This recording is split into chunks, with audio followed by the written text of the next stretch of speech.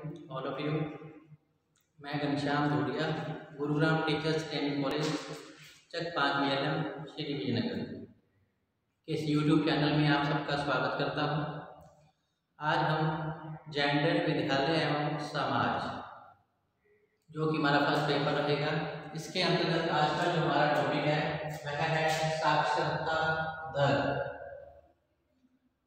इस साक्षरता दर के अंतर्गत आज हम स्त्री शिक्षा को प्रभावित करने वाले, स्त्री साक्षरता दर को प्रभावित करने वाले कारकों के बारे में जानकारी प्राप्त करेंगे।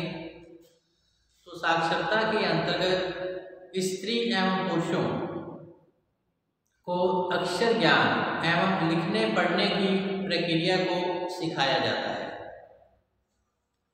साक्षरता के अंतर्गत सामान्यतः स्त्री पुरुषों को अक्षर ज्ञान, लिखने एवं पढ़ने की प्रक्रिया को सिखाया जाता है। धीरे धीरे उसको सामान्य शिक्षा तक पहुंचाने का प्रयास किया जाता है।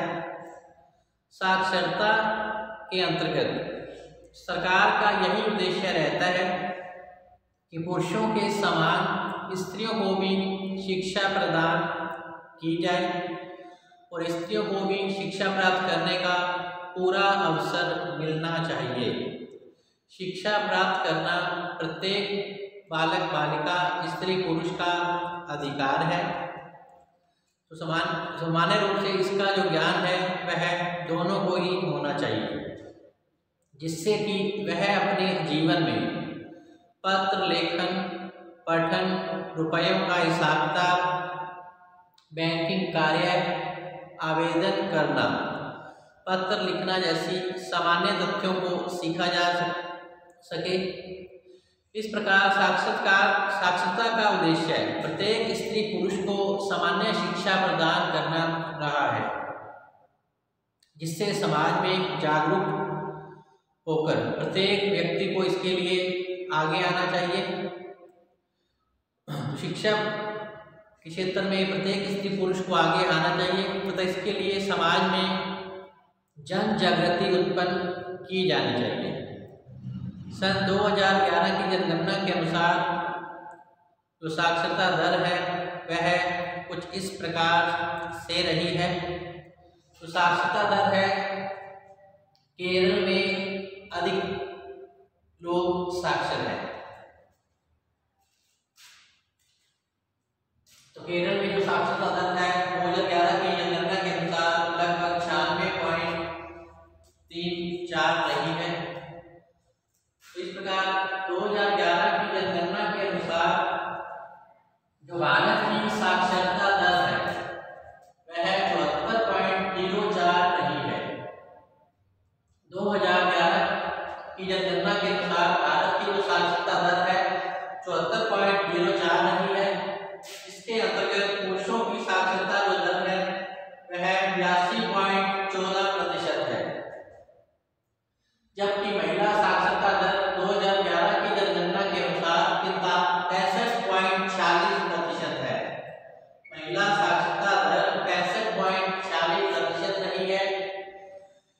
इसी प्रकार 2011 की जनगणना के अनुसार राजस्थान की जो साक्षरता दर है वह 66.1% रही है। 2011 की जनगणना के अनुसार राजस्थान की साक्षरता दर है 66.1% रही है, जबकि जो राजस्थान में पुरुष साक्षरता है वह 79.02 रही है। 79.02 79.2% पुरुष साक्षरता पाई गई है राजस्थान में 2011 की जनगणना के अनुसार। इसी प्रकार 2011 की जनगणना के अनुसार महिला साक्षरता जो है वह 52.01% रही है। अब राजस्थान का सर्वाधिक साक्षरता वाला जो जिला माना गया है वह है कोटा। तो राजस्थान में सर्वाधिक जो साक्षरता है वह कोटा जिले में है। तो 2011 की जनगणना के अनुसार कोटा जो सर्वाधिक साक्षरता वाला जिला है इसमें 96.11%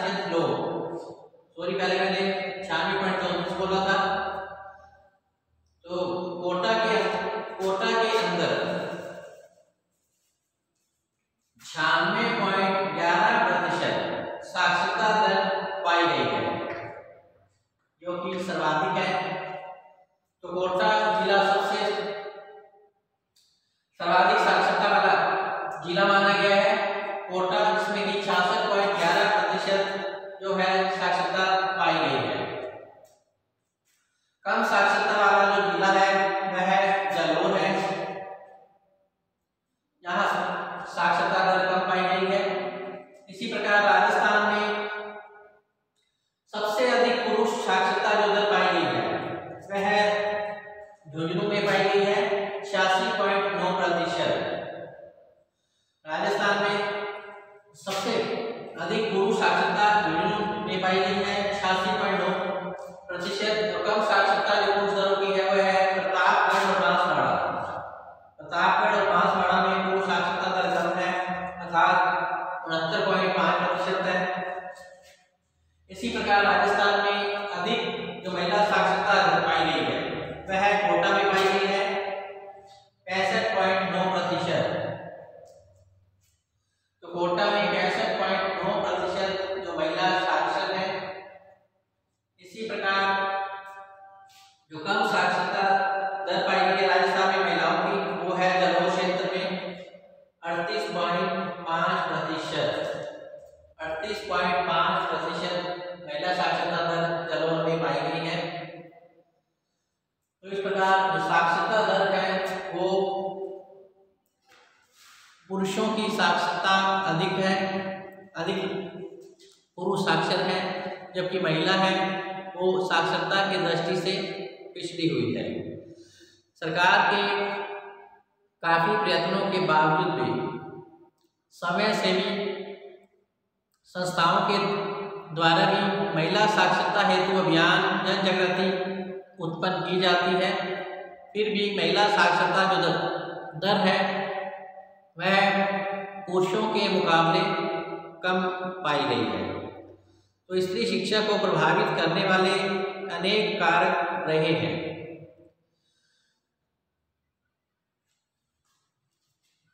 साक्षरता दर के अंतर्गत प्रौढ़ स्त्री पुरुषों को पढ़ाया जाता है। इसमें 18 वर्ष से अधिक आयु के युवा और युवतियों को पढ़ाया जाता है। स्त्री साक्षरता दर को प्रभावित करने वाले निम्नलिखित कारक रहे हैं। नंबर 1 है स्त्रियों की सोच। नंबर 1 स्त्रियों की सोच।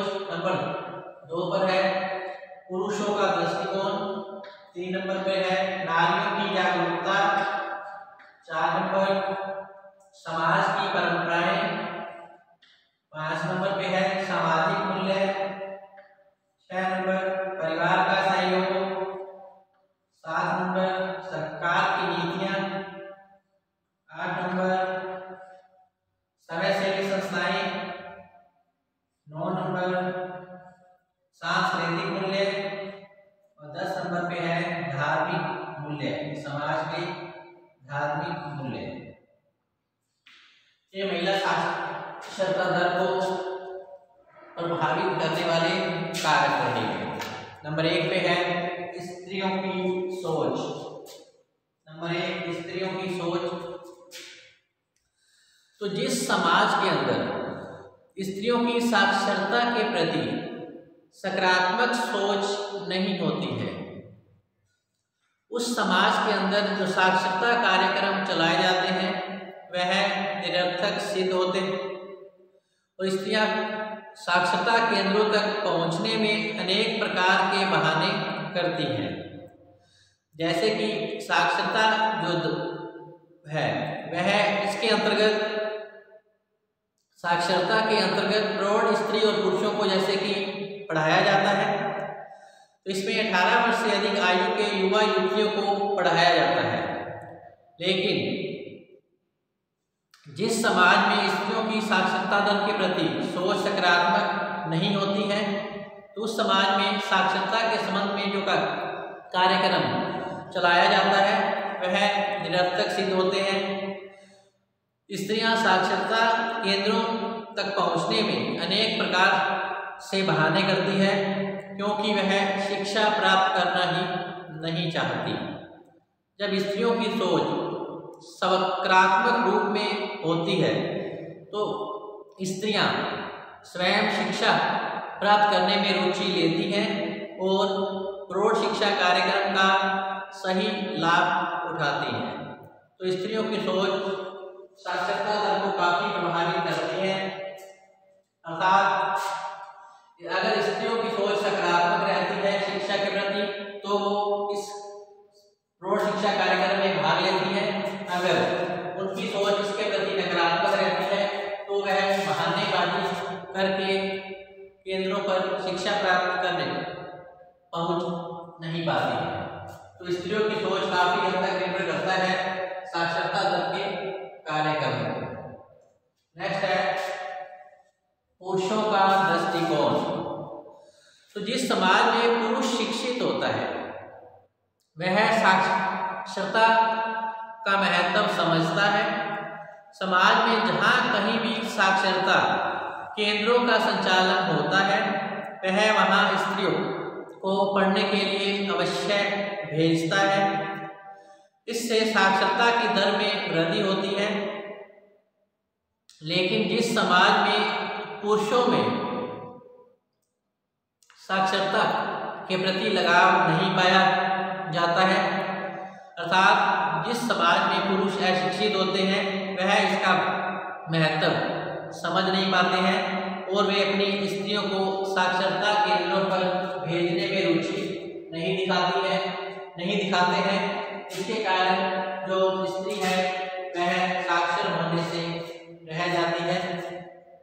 नेक्स्ट है 3 नंबर नारियों की जागरूकता। नंबर 3 नारियों की जागरूकता। तो नारियों की जागरूकता भी साक्षरता दर को काफी प्रभावित करती है। जिस समाज में नारी जाति के अंदर जागरूकता पाई जाती है उस समाज की जो नारियां हैं वह साक्षरता केंद्रों पर अवश्य पहुंचती हैं तथा शिक्षा प्राप्त करती हैं। इसके साथ साथ वो अन्य स्रोतों से भी साक्षर होने का प्रयत्न करती है। इस स्थिति में साक्षरता दर में तीव्र गति से वृद्धि होती है, जबकि इसके विपरीत स्थिति में स्त्री साक्षरता दर में कमी पाई जाती है। नेक्स्ट है समाज की परंपराएं।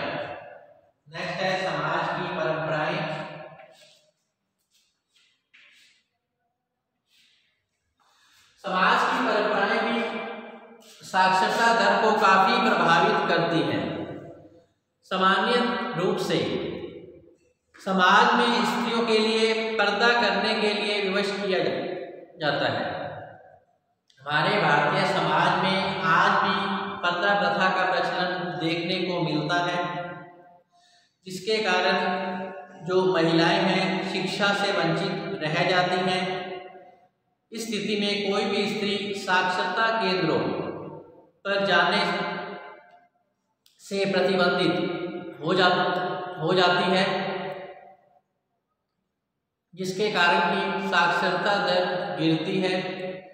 जब समाज में पर्दा प्रथा जैसी परंपराओं का समापन होगा तो साक्षरता दर के कार्यक्रम भी सफल होंगे। महिलाएं शिक्षा प्राप्त करने में रुचि दिखाएंगी। तो जरूरी है कि जो रूढ़िवादी परंपराएं हैं, लिंग पूर्वाग्रह की धारणा है, उसे समाप्त किया जाए, अर्थात पर्दा प्रथा जैसी बुराई को खत्म किया जाए, जिससे कि स्त्रियां साक्षर हो सके, पढ़ लिख कर अपने पैरों पर खड़ी हो पाए। तो इस प्रकार समाज की जो परंपराएं हैं वह भी महिला साक्षरता दर को प्रभावित करती हैं।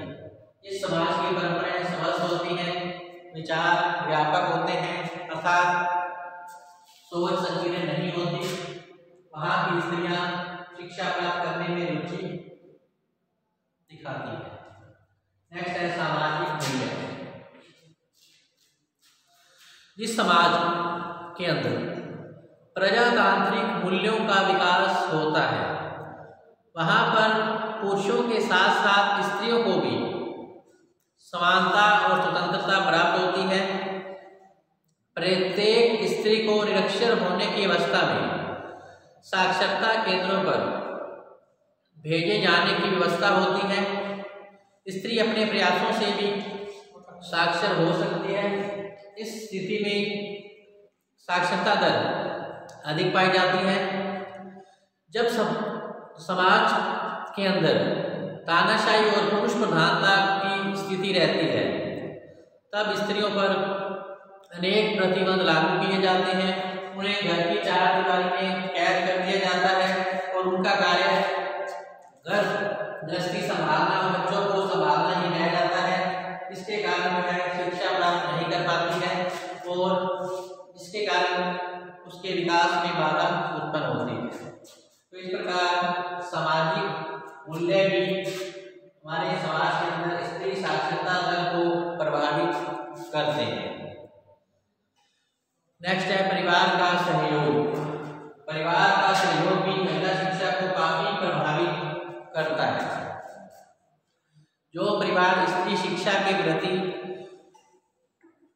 जागरूक होता है, उसमें पुरुष वर्ग द्वारा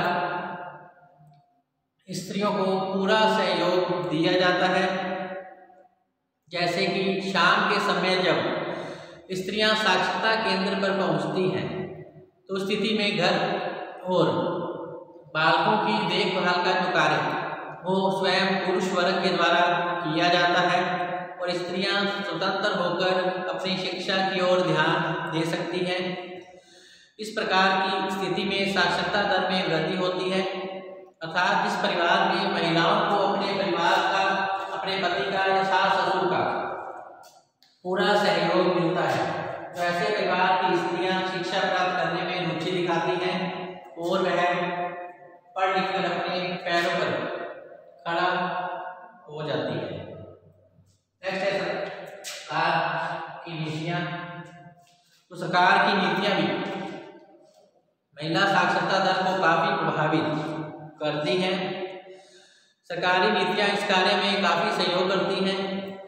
सरकार द्वारा महिला अनुदेशकों की नियुक्ति करके समाज की इस समस्या का समाधान किया जा सकता है कि उनकी बहू बेटियां पुरुष अनुदेशक से नहीं पढ़ेंगी। इसके साथ साथ प्रत्येक गांव में साक्षरता केंद्र स्थापित करके स्त्रियों के जो बाहर जाने की समस्या है उसका समाधान भी सरकार के द्वारा किया जा सकता है। इस प्रकार की अनेक समस्याएं का समाधान जो सरकार के द्वारा किया जा सकता है, तो इससे स्त्री साक्षरता दर में वृद्धि होगी। जब सरकार के द्वारा महिला समस्याओं का समाधान किया जाएगा तो इस स्थिति में महिला साक्षरता दर में वृद्धि होगी। इसके विपरीत जब सरकारी नीतियां स्त्रियों के साक्षरता संबंधी समस्याओं के समाधान अगर नहीं कर पाती है तो स्त्रियों की साक्षरता दर में गिरावट आने लगती है। तो सरकार की नीतियां भी स्त्री शिक्षा दर को काफी प्रभावित करती हैं। अगर सरकार के द्वारा साक्षरता के संबंध में महिलाओं को जो समस्याएं आती हैं, अगर उसका निराकरण समय रहते कर दिया जाता है तो जो महिलाएं हैं वो पढ़ने में रुचि दिखाती है। नेक्स्ट है समय सेवी संस्थाएं। समय सेवी संस्थाएं भी स्त्री साक्षरता दर को काफी प्रभावित करती है। जिस समाज में समय सेवी संस्थाएं साक्षरता कार्यक्रमों का संचालन करती है और साक्षरता के प्रति समाज में जागरूकता उत्पन्न करने का कार्य किया जाता है, तो ऐसी स्थिति में जो महिलाएं हैं अधिक से अधिक शिक्षा प्राप्त करने में रुचि दिखाती हैं, क्योंकि इन समय सेवी संस्थाओं के द्वारा महिलाओं की जो समस्या है साक्षरता को लेकर उनका समाधान समय रहते किया जाता है और इसके कारण स्त्री शिक्षा प्राप्त करने में रुचि दिखाती है। अगर समय सेवी संस्थाओं के द्वारा महिला की समस्या का समाधान नहीं किया जाता है तो वे शिक्षा के प्रति उनकी में जागृति उत्पन्न नहीं हो पाती है और वह शिक्षा प्राप्त करने से वंचित रह जाती है। नेक्स्ट है सांस्कृतिक मूल्य। जिस समाज की संस्कृति विकसित होती है उस समाज में निरक्षरता के कलंक को मिटाने के लिए स्त्री पुरुष दोनों द्वारा ही कार्य किया जाता है। प्रत्येक पुरुष यह नहीं चाहता कि उससे संबंधित स्त्री निरक्षर हो, अनपढ़ रहे, इसलिए वह उसको साक्षर बनाने का प्रयास अवश्य ही करता है। अर्थात विवाह के पश्चात भी जो एक पति है अपनी पत्नी को साक्षर बनाने के लिए पूर्ण प्रयास करता है। अगर उसकी पत्नी की शिक्षा में रुचि है तो वह उसे उच्च शिक्षा दिलवाने में भी रुचि रखते हैं। तो जिस समाज परिवार की संस्कृति विकसित होती है उस समाज के पुरुष शिक्षा के महत्व को समझते हैं तथा स्त्रियों को भी शिक्षा प्राप्त करने का पूरा अवसर प्रदान करते हैं। लास्ट है धार्मिक मूल्य। तो समाज के धार्मिक मूल्य भी स्त्री शिक्षा दर को काफी प्रभावित करते हैं। जिस समाज में शिक्षा को सरस्वती के रूप में माना जाता है उस समाज में शिक्षा से संबंधित प्रत्येक कार्य को सभी के लिए प्रस्तुत किया जाता है। उपासना के रूप में विद्या अध्ययन का कार्य स्त्री पुरुष के द्वारा किया जाता है समान रूप से। इसका प्रमाण वैदिक युग को माना गया है जहां स्त्रियों को पुरुषों के भांति शिक्षा प्राप्त करने का पूर्ण अधिकार था। वैदिक काल की स्त्रियां शिक्षा प्राप्त करने में रुचि दिखाती थी। वह अपने स्वतंत्रता और समानता का पूरा अधिकार था। वे पुरुषों के समान सामाजिक और धार्मिक उत्सवों में भाग भी लेती थी। गार्गी, मैत्रेयी, घोषा, कात्यायनी, लोपामुद्रा के प्रमुख शिक्षित नारियां हुई वैदिक काल में। वैदिक काल के अंतर्गत ये बात स्पष्ट की गई है कि जिस समाज के अंदर स्त्रियों का आदर या सम्मान किया जाता है उस समाज में या परिवार में देवता निवास करते हैं। तो इस प्रकार जिस समाज के धार्मिक मूल्य अच्छे होंगे वह अपने समाज की स्त्रियों के शिक्षा के महत्व को समझ पाएंगे तथा उन्हें स्वतंत्रता और समानता प्रदान की जाएगी। जिस समाज में शिक्षा को मात्र धन कमाने की विद्या के रूप में जाना जाता है तो उस समाज में स्त्रियां शिक्षा की दृष्टि से पिछड़ जाती हैं, क्योंकि आर्थिक स्रोत पर पुरुष अपना अधिकार जमाना चाहता है। इस स्थिति में जो साक्षरता दर है वह नगण्य हो जाती है और स्त्री साक्षरता दर में गिरावट आती है। तो धार्मिक मूल्य भी समाज में स्त्री शिक्षा दर को प्रभावित करते हैं। तो इस प्रकार समाज में विविध प्रकार के सकारात्मक प्रयत्नों से ही महिला साक्षरता दर में वृद्धि की जा सकती है और समाज में जो भी स्त्री शिक्षा के प्रति नकारात्मक दृष्टिकोण पाया जाता है तो ऐसी स्थिति में समय सेवी और समाज सेवी संस्थाओं का ये कर्तव्य है कि वो स्त्री शिक्षा के प्रति समाज के अंदर जो भी नकारात्मक स्थिति पाई जाती है उसका समाधान करें। लोगों में शिक्षा के प्रति अर्थात महिला शिक्षा के प्रति जागृति उत्पन्न की जाए कि जितनी महत्वपूर्ण शिक्षा पुरुषों के लिए है उतनी ही स्त्रियों के लिए भी आवश्यक है। अगर एक स्त्री पढ़ी लिखी होगी तो अपने बच्चों को अच्छे संस्कार दे पाएगी तथा समाज के अंदर उसका सम्मान भी बढ़ेगा।